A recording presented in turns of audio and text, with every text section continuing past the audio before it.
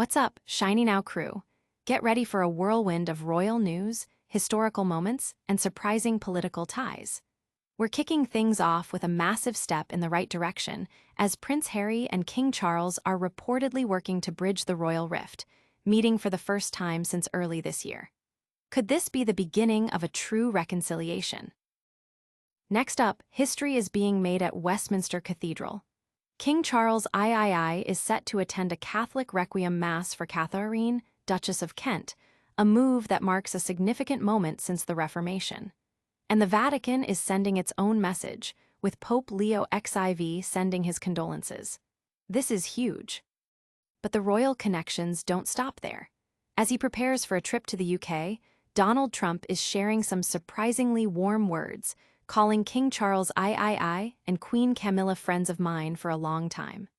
What does this political handshake mean for international relations?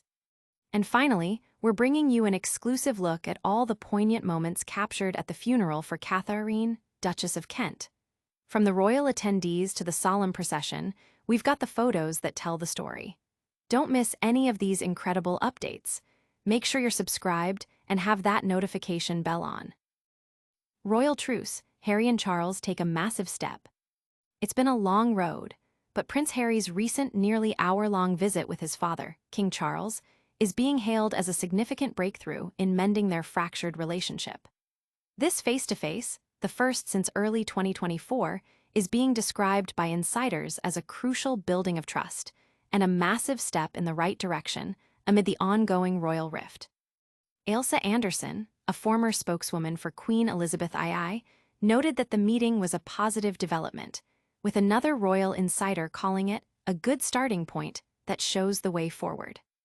This reunion comes at a sensitive time for the royal family. King Charles revealed his cancer diagnosis in February 2024, shortly after which Kate Middleton also announced her own diagnosis. While Kate has now shared the hopeful news of her remission, the family has faced significant health challenges.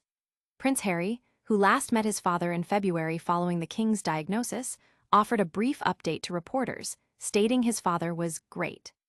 However, royal author Robert Hardman suggests that Harry's continued public silence on the meeting is key to fostering future encounters, warning that public discussion could delay further meetings significantly. Adding another layer to the story, Queen Camilla, who was present at the February meeting, was absent last week. A move royal author Sally Bedell-Smith suggests signifies that Harry could be trusted one-on-one. Harry himself has spoken about the ongoing issue of security being a sticking point, but also expressed that recent events have definitely brought him closer to potentially bringing his and Meghan Markle's young family back to the UK. He emphasized that the focus really has to be on my dad over the next year and defended his memoir Spare, asserting that his conscience is clear. Will this royal reconciliation truly last, or is it just a temporary thaw? And speaking of historic moments, get ready for a royal attendance at a Catholic Mass that's making waves. Royal first, King Charles attends Catholic Mass, Pope sends condolences. In a moment of profound historical significance, King Charles III has attended a Catholic Requiem Mass for Katharine, Duchess of Kent, at Westminster Cathedral. This marks the first time since the Reformation that a reigning British monarch has formally participated in a Catholic Mass within the United Kingdom, a truly groundbreaking event according to the Catholic Herald. The private ceremony, while not live-streamed, saw the king's arrival broadcast alongside other members of the royal family. Queen Camilla was unable to attend due to recovering from acute sinusitis, sending her deep regrets. Notable attendees included the Prince and Princess of Wales, Princess Anne, and the Duchess of Edinburgh, among others. Katharine, the Duchess of Kent, converted to Catholicism in 1994, a rare move for a senior royal at the time, and raised her children in the faith.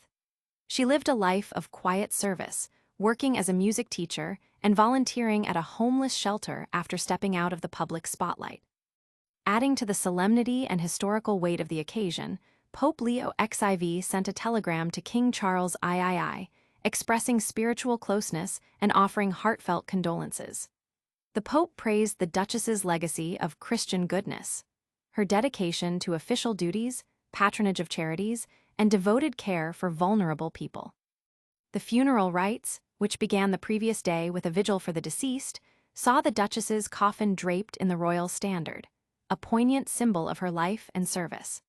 Cardinal Vincent Nichols presided over the Mass, with the Duchess's children and grandchildren taking on lector roles, underscoring the family's deep connection to the faith. This historic religious observance is certainly a major talking point. But what happens when politics and royalty collide? We're talking about Donald Trump's surprising take on his relationship with the king. Trump calls King Charles III a friend ahead of UK visit. As he prepares for an upcoming trip to the United Kingdom, former President Donald Trump has shared warm sentiments towards the British monarchy, referring to King Charles III and Queen Camilla as friends of mine for a long time. Trump lauded King Charles III as an elegant gentleman, adding that he represents the country so well. These comments come as Trump is set to visit the UK, a trip that always garnishes significant attention. The relationship between Donald Trump and the British royal family has been a subject of public interest since his presidency. During his state visit in 2019, Trump engaged with Queen Elizabeth II and other senior royals, generating considerable media coverage. His latest remarks suggest a continued cordiality despite the political shifts since his time in office.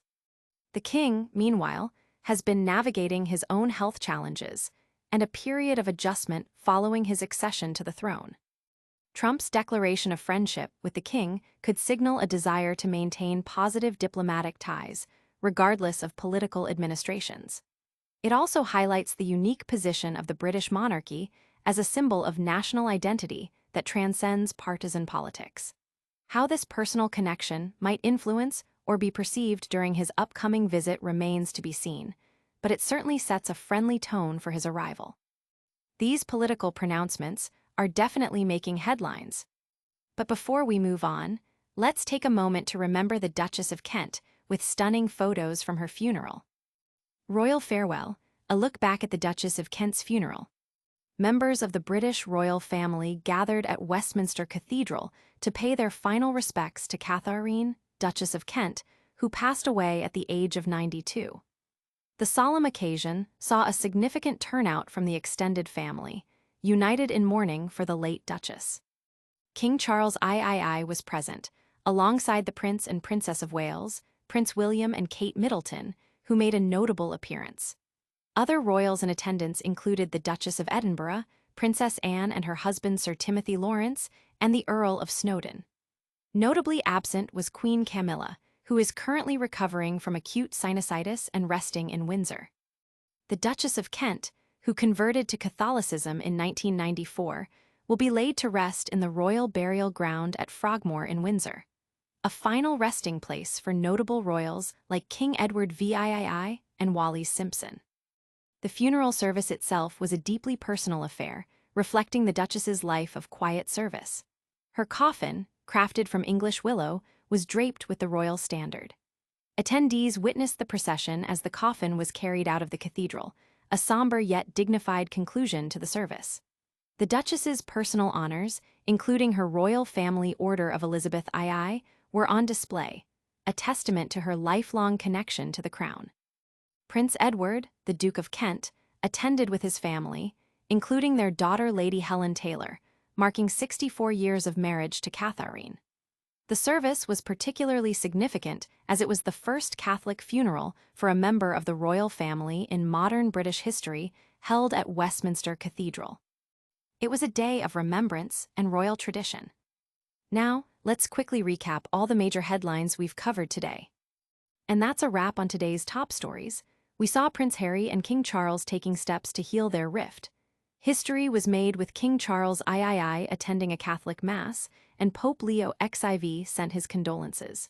Donald Trump called King Charles III a friend ahead of his UK visit, and we saw the poignant photos from the Duchess of Kent's funeral. What a packed show. Don't forget to smash that like button if you enjoyed these updates, subscribe to Shiny Now for more breaking news, and hit that notification bell so you never miss out. Let us know in the comments which story you found most surprising, and follow us on all social media platforms for behind-the-scenes content. See you next time.